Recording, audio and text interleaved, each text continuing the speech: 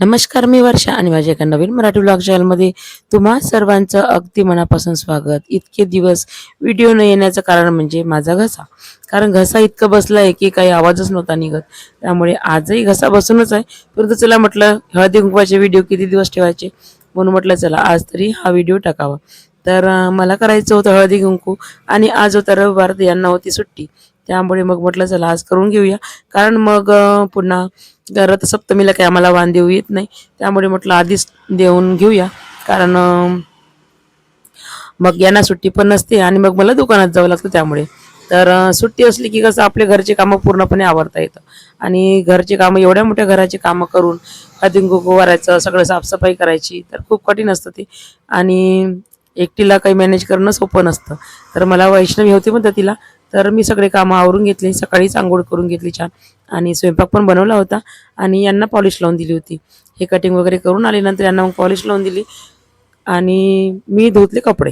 कपड्यासाठी बाई लावली होती, परंतु त्या ताईंनी एकच महिना काम केलं आणि त्यांना कमरेचा त्रास असल्यामुळे मग त्यांनी कपडे धुवायचे सोडून दिले. भांडे घासतो म्हणाल्या त्या, परंतु कपडे काही नाही धुत म्हणाल्या. कारण मलाही वेळ मिळत नाही, त्यामुळे म्हटलं चला. आणि माझी तब्येत पण बरी नव्हती, त्यामुळे मग कपड्यासाठी मी लावून घेतले होते त्या ताईला. परंतु त्यांनी पण ते काम सोडून दिलं. भांडे घासतात परंतु कपडे नाही धुत म्हणे. तर मग म्हटलं जाऊ द्या. आता मी कपडे धुवून घेतले आणि कपडे वाढले की मग कसं कपड्याच्या घड्या करायसाठी बरं. आणि 4 वाजेपर्यंत कपडे वाढले की कपड्याच्या घड्या मग मी करून घेणार. कारण कोणी जर घरी यायचं म्हटलं तर घरी पसारा नको वाटतं आपल्याला. आणि पसारा जर दिसलं तर मग पुन्हा बाया म्हणतील की नाही की काय या बाईची कामं, असं होतं की नाही. म्हणून मग चला म्हटलं कपडे लवकर धुवून घेतले आणि वाळल्यानंतर मग छान कपड्याच्या गळ्या करून घेतला. आणि छान आता तयारी नाश्त्याची वगैरे करायची होती.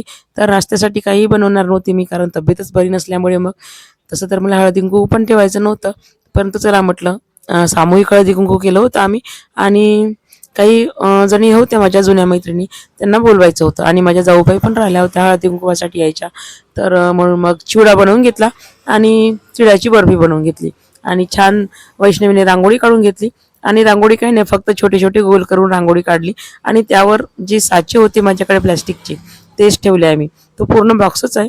रांगोळी आपल्याला कशाही प्रकारची ते सच्यापासून रांगोळी तयार करता येते. आणि छान तयारी वगैरे केली, छान साडी नेसली, छान तयारी केली. आणि या माझ्या मैत्रिणी ह्या जुन्या घराकडल्या, आणि सासूबाईने पण छान तयारी केली होती. आणि हिमा पण यायची होती, जाऊबाई पण यायच्या होत्या. तर या तिघीजणी आल्या होत्या. बाकीच्या बाया येऊन गेल्या होत्या, परंतु त्यांचं काही शूट घेतलं नाही मी. कारण कसं आहे, कुणाला आवडतं कुणाला नाही आवडत. त्यामुळे मग मी काही सगळ्यांचं शूट घेतलं नाही. आणि या माझ्या जुन्याच मैत्रिणी आहे, जुन्या घराकडल्या. तर या आल्या होत्या आणि आता यांना उखाणा घ्यायसाठी सांगितला. तर त्या एका वेळेस जर आपण असं म्हटलं की उखाणा घ्या, तर सगळं कसं डोकं असं स्तब्ध होऊन जातं आणि उखाणा येत असला तरी तो आठवत नाही. तर त्या दोघींचं पण तसंच झालं. मग या ताईंनी घेतला बघा उखाणा, आणि कसा घेतला तो ऐका.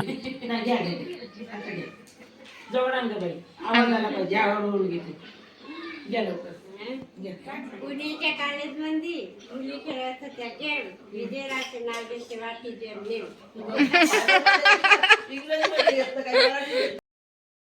छान उखाणा घेतला ताईंनी. नंतर आली हिमा, हिची पण शाळा होती, 6 वाजता आली ही.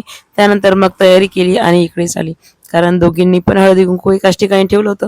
तिलाही वेळ मिळत नाही, शाळेतून ती उशिरा येते. त्यामुळे मग चला म्हटलं दोघीचं हळदी कुंकू एकातच करूया.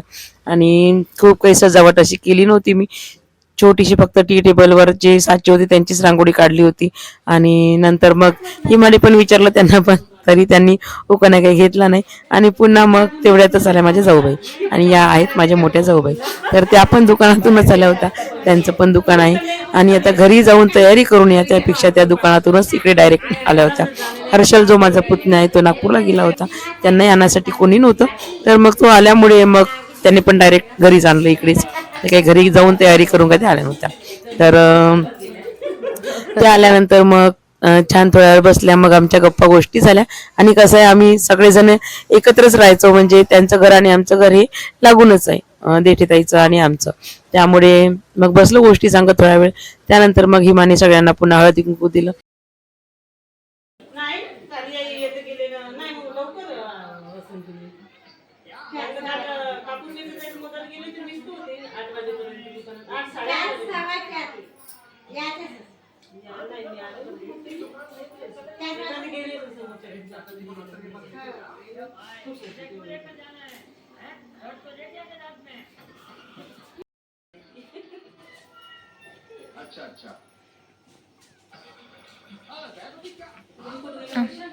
हात पाय धुवत वाटतं. बाकी कुठे आहे ना आता पुण्यातच आहे.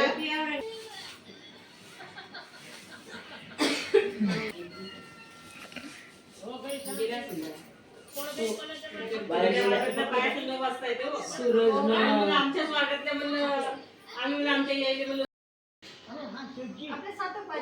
आपले पण एकदम लवकर आहे ना एकदम हे सुरक्षित का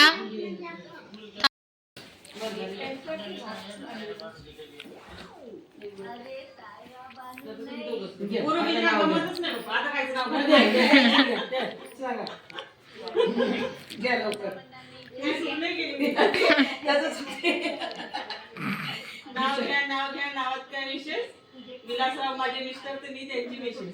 वा आठवण दे मावशी.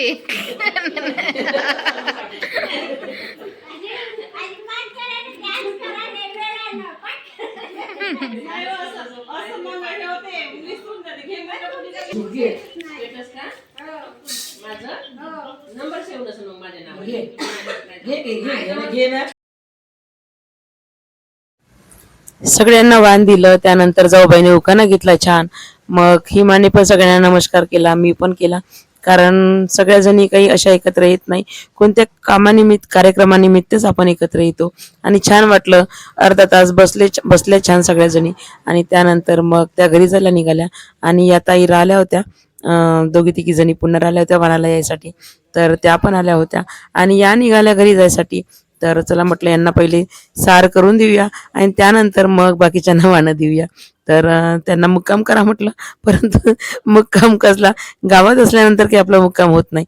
हां, जर आपण बाहेरच्या गावी असलो, बाहेर गावी असलो तर वाटल्यास मुक्काम करू, परंतु गावामध्ये कितीही लांब राहू द्या तरी काही मुक्काम होत नाही. त्यानंतर मग यांच्याशी थोडं बोलणं झालं, या सगळ्या जणी गेल्या आणि त्यानंतर मग मी माझ्या ज्या पुन्हा मैत्रिणी आल्या होत्या त्यांना वाणं दिलं आणि त्यानंतर आता मला बनवायचा होता स्वयंपाक. वाजून गेले होते 9, कारण आमच्या इथे ना बाया काही लवकर येत नाही वाणासाठी, खूप वेळ होऊन गेला होता आणि आता मला बनवायचा होता स्वयंपाक आणि पुन्हा हरिपाठ असतो आमच्या मंदिरमध्ये, तर पण हरिपाठाला पण जायचं होतं.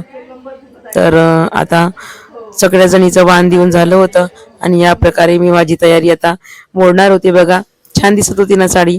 तर कसा वाटला आजचा व्हिडिओ नक्की कमेंटमध्ये सांगा आणि व्हिडिओ आवडल्यास नक्कीच लाईक शेअर आणि सबस्क्राईब करा आणि पुन्हा भेटू एका नवीन व्हिडिओमध्ये. तोपर्यंत सर्वांना बाय बाय.